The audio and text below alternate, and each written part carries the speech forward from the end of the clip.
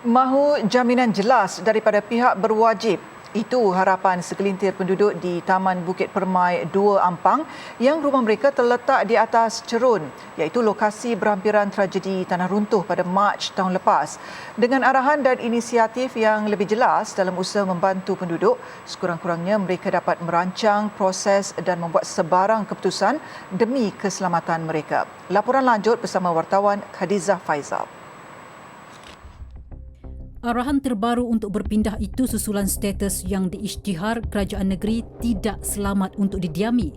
Berikutan berlaku keretakan dan hampir dengan tebing meskipun penyelenggaraan dan penstabilan cerun sudah dijalankan sejak Mei tahun lalu.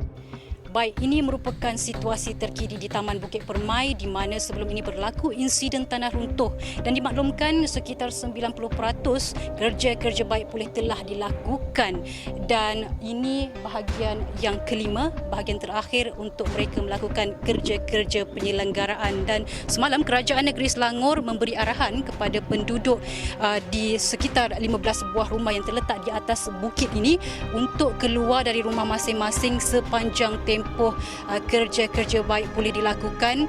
Susulan juga ada aduan mengatakan berlaku sedikit retakan di beberapa buah rumah dan usaha arahan ini adalah untuk memastikan keselamatan mereka terjamin dan mengelak daripada insiden buruk berlaku.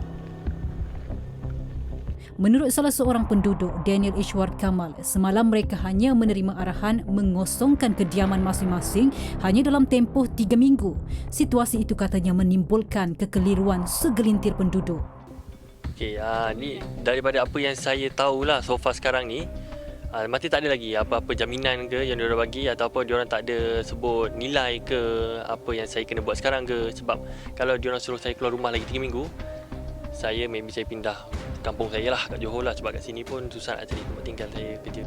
Dia mewakili penduduk berkata, selain arahan dan langkah-langkah jelas, mereka juga berharap agar pihak berkaitan dapat membantu penduduk dari aspek kewangan kerana ia sedikit sebanyak dapat meringankan beban untuk jangka pendek.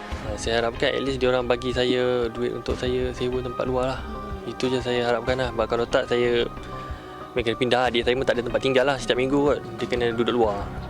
Selain berdepan kebimbangan serius terhadap risiko runtuhan, retakan yang terhasil akibat penyelenggaraan tanah runtuh di dalam beberapa rumah yang terjejas memberi tekanan kepada penduduk, khususnya membabitkan ratusan ribu ringgit kos baik pulih bergantung kepada tahap kerosakan selain bimbang berdepan bahaya haiwan berbisa seperti ular. Jelasnya, retakan itu berlaku sejak penyelenggaraan bermula pada Mei 2022 dan bertambah serius sehingga kini.